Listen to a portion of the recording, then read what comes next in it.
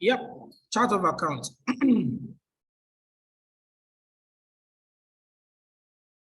So I'll be sharing some key points before we actually go into preparing one.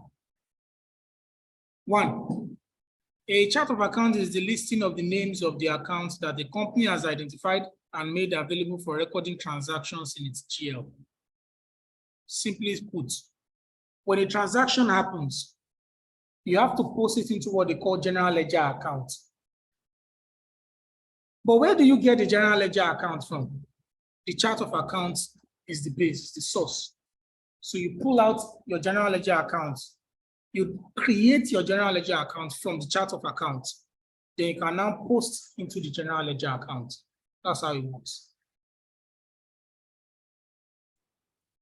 Secondly, a company has the flexibility to tailor its chart of account to best suit its need, including adding accounts as needed. So as the company expands, they may be adding more accounts to their chart of accounts. Now, this third one, you see the first two that I mentioned, you can play with them, but this third one, don't play with it. It's very important. A chart of account creates a codified link or a structured link amongst three things: the elements of financial statements, the company's financial statement line items, the general ledger accounts. You'll see it play out shortly. So these three things are very important in your management account, and there should be a bridge. There should be a link amongst the three of them: the elements of financial statements, the company's financial statement line items, and the general ledger accounts. A codified link amongst the three. Fourthly, it forms the basis from which GL accounts are created. That's what I said earlier. So every GL you see, every GL account you see, its model, its source is the chart of account. It was coined from the chart of account. A chart of account will likely be as large and as complex as the company itself. Yes, that's true. For some smaller companies, the chart of accounts is just a small document. But for some larger companies, the chart of accounts can be as much as 20 pages. It can be as much as 10 pages. So it's as complex as the size of the company itself. In some companies, the chart of accounts are so structured that each department has a unique code, and the chart of accounts will capture that code. Finance department can be department 07. Sales department can be department 08.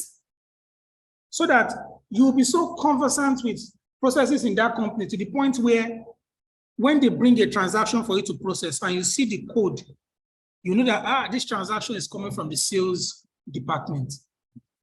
Oh, this transaction is coming from production department.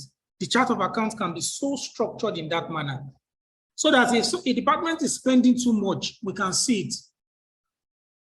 So in the balance of chart account creation, those departments are referred to as cost centers. You can see in some general ledger, they'll put cost centers. That's what they mean, those departments. And codes have been assigned to each of these departments. But for some smaller entities, it may not be so complex. It may just be basic stuff, one pager, and they are done with their chart of accounts. Each account in the chart of accounts is typically assigned a name and a unique number by which it can be identified. So there's always a name and a unique code.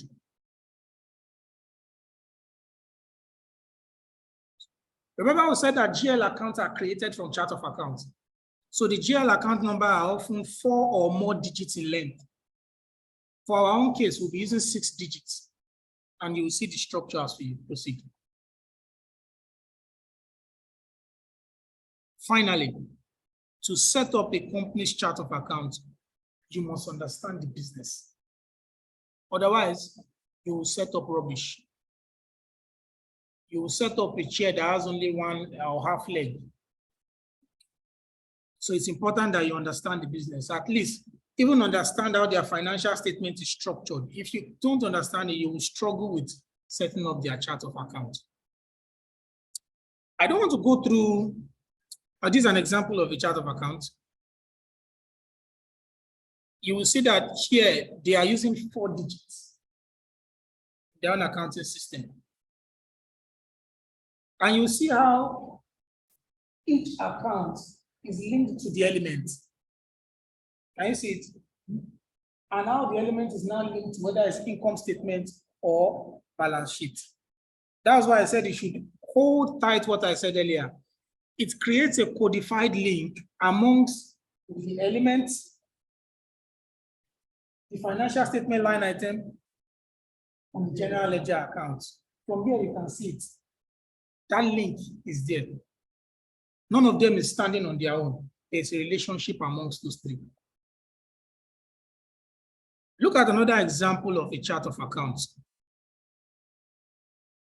This one uses a 5-digit approach. It's tiny. Sorry about that. It uses a 5-digit approach to creation of its own chart of accounts. So I won't go through all these steps. I will just go straight to apply the steps in our Excel document. Remember, we said our hypothetical company's name is Intellisense Oil and Gas Limited. They sell diesel, they buy diesel and sell to their customers. So let's go and create their chart of account real quick.